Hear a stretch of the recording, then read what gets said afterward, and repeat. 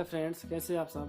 तो फ्रेंड्स, आज आप लोगों को इस वीडियो में बताऊंगा कि फ्रेंड्स आप लोग तो देखते हैं कि भाई जो डिज़ाइन बनाता है, नए नए डिज़ाइन बनाता है फ्रेंड्स, तो पर आप लोग तो डिज़ाइन देखते हो फ्रेंड्स, तो पर आप लोगों को पता ये नहीं कि फ्रेंड्स ये एक डिज़ाइन का हम लोग कितना लेते हैं पैसा फ्रेंड्स।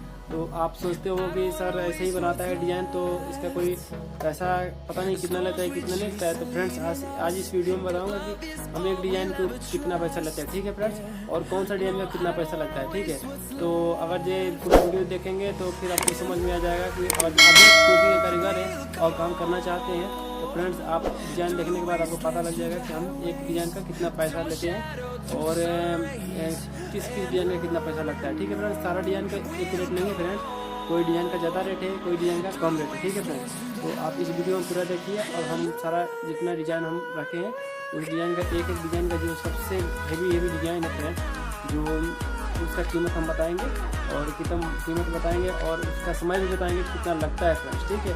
उसमें कितना समय लगता है एक डिज़ाइन को बनाने में, ठीक है।